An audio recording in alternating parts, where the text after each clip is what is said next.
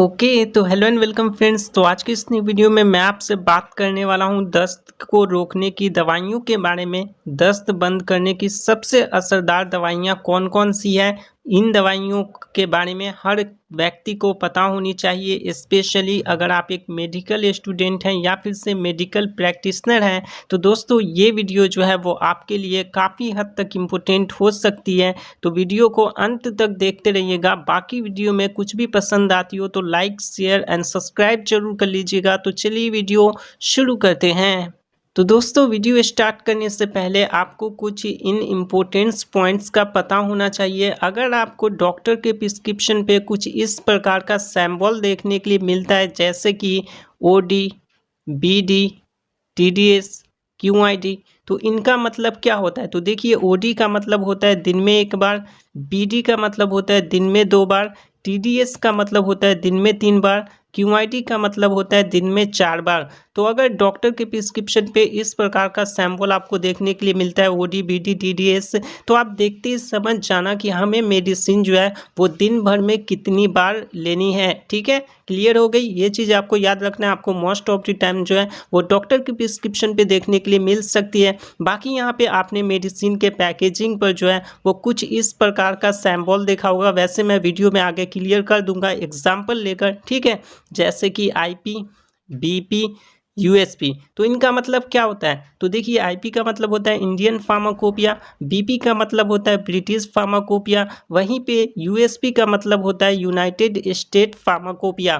ठीक है, अब दोस्तों बात आती है कि ये फार्माकोपिया क्या होता है, क्योंकि आप देख सकते हैं कि हर शब्द के अंत में जो है वो फार्माकोपिया लगा हुआ है। तो एक्चुअल में फार्माकोपिया क्या होता है। तो फार्माकोपिया जो है ना वो एक बुक होती है जिसमें मेडिसिन की सभी जानकारी लिखी हुई होती है। तो इसीलिए अगर आप मेडिसिन के पैकेजिंग पर आपको IP देखने के लिए मिलता है तो इसका मतलब ये होता है कि वो इंडियन फार्माकोपिया के बुक के प्रोसीजर पे बनी हुई है। ठीक उसी प्रकार से BP है तो ब्रिटिश फार्माकोपिया और USP है तो यूनाइटेड स्टेट फार्माकोपिया उसका मतलब होता है। चलिए जानते हैं हम यहाँ पे दस्त के कारण के बारे में। किन कारण की वजह से किसी भी व्यक्ति को जो है वो डायरिया या फिर से दस्त होते हैं, क्या क्या इसके काउज हैं, इनके बारे में अगर आप जान लोगे तो आपको होपफुली काफ़ी अच्छे तरीके से यहाँ पे क्लियर हो जाएगा और इलाज भी आप प्रॉपरली कर पाओगे, क्योंकि कारण से ही कुछ दवाइयाँ इसमें दी गई हैं। ठीक है, कि इन कारण की वजह से अगर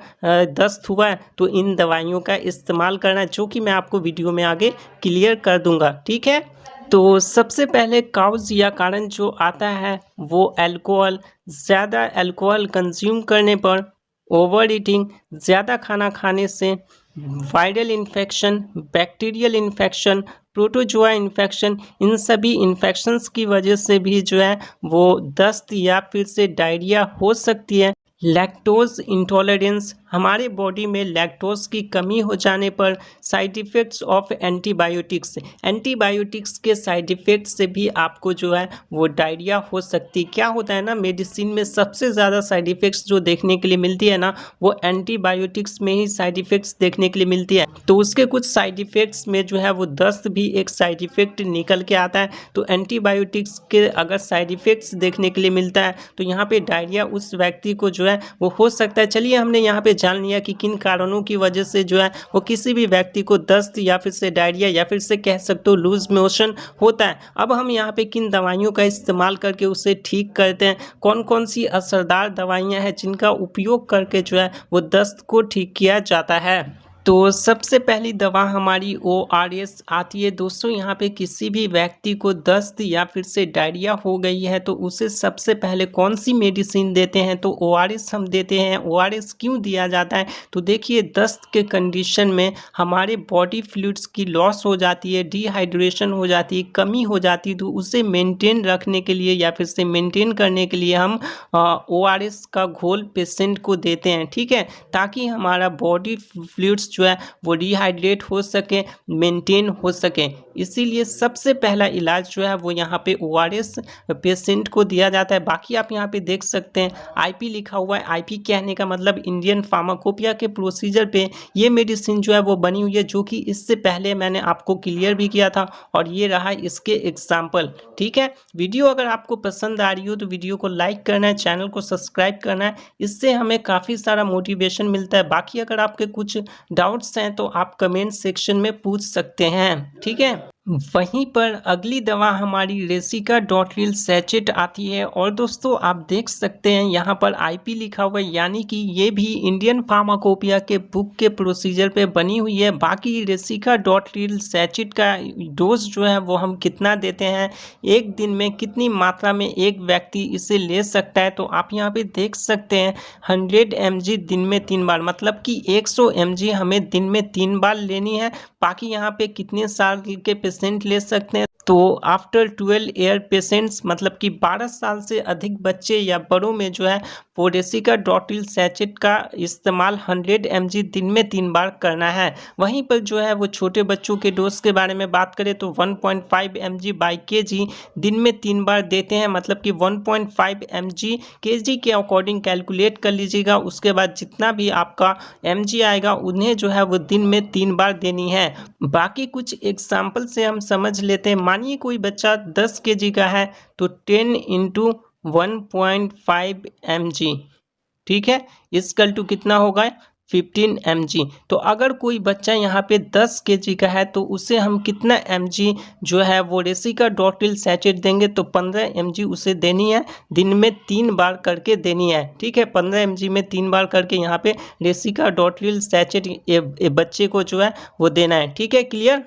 बाकी दोस्तों अगर आप एक मेडिकल स्टूडेंट हैं या फिर से मेडिकल प्रैक्टिशनर हैं तो होपफुली आपने स्क्रीनशॉट ले लिया होगा या फिर से कॉपी में नोट डाउन कर लीजिए ताकि आपको लंबे समय तक याद रह सके। दोस्तों अगली मेडिसिन हमारी ऑर्नाइडाजोल एंड ओफ्लॉक्सासिन टैबलेट है और ये मार्केट में ओफ्लॉक्स OZ नाम से आती है। बात करें इसके यूज़ के बारे में तो नो डाउट यहाँ पे दस्त या फिर से डायरिया में इसका इस्तेमाल करते हैं, लेकिन यहाँ पर किन कारणों की वजह से दस्त या फिर से डायरिया होता है तो उसमें हम इस मेडिसिन का इस्तेमाल करते हैं, जो कि मैंने वहाँ पे आपको काउज कारण में बताया था कि कारण की वजह से भी जो है वो दवा का हम इस्तेमाल करते हैं। तो देखिए यहाँ पे बैक्टीरिया एंड प्रोटोजोआ काउज, मतलब कि बैक्टीरिया या फिर से प्रोडक्ट के कारण होने वाली दस्त या फिर से डायरिया के इलाज में हम ओफ्लॉक्स OZ का इस्तेमाल करते हैं। दोस्तों अगली मेडिसिन जो है वो यहाँ पे नॉरफ्लॉक्सासिन एंड टिनिडाजोल टैबलेट आती है, जैसा कि आप देख सकते हैं। वहीं पर ये नॉरफ्लॉक्स TZ नाम से आता है। बात करें इसके यूज़ के बारे में तो डायरिया या फिर से दस्त या फिर से लूज मोशन आप कह सकते हैं उनके इस्तेमाल में करते हैं। ठीक है, वहीं पर बात करें किन कारणों की वजह से डायरिया या दस्त होता है तो उसमें हम इस्तेमाल करते हैं, तो आप यहाँ पे देख सकते हैं bacteria and protozoa cause, bacteria या फिर से प्रोटोजोआ के कारण से होने वाले दस्त या फिर से डायरिया को ठीक करने में हम नॉरफ्लॉक्स टैबलेट का इस्तेमाल करते हैं। तो दोस्तों ये सभी दवाइयाँ जो है वो दस्त या फिर से डायरिया में काफ़ी असरदार दवाइयाँ हैं। हॉस्पिटल, क्लिनिक्स एवं घर में भी ये काफ़ी टाइम इस्तेमाल में ली जाती है। मोस्ट ऑफ द टाइम यहाँ पे इन सभी दवाइयों का इस्तेमाल में लिया जाता है। बाकी अगर आप एक मेडिकल स्टूडेंट हैं या फिर से मेडिकल प्रैक्टिशनर है तो होपफुली आपने स्क्रीनशॉट ले लिया होगा। और दोस्तों अगर आपको वीडियो पसंद आई हो, वीडियो में कुछ भी समझ में आया हो तो लाइक कर दीजिएगा, चैनल को सब्सक्राइब करके बेल नोटिफिकेशन प्रेस करके जरूर रख लीजिएगा, इससे हमें काफ़ी सारा मोटिवेशन मिलता है। बाकी इस वीडियो में जितनी भी सारी दवाइयों की जानकारी दी गई है उन सभी दवा का उपयोग खुद से बिल्कुल नहीं करना है, डॉक्टर के प्रिस्क्रिप्शन या फिर से डॉक्टर के सलाह से ही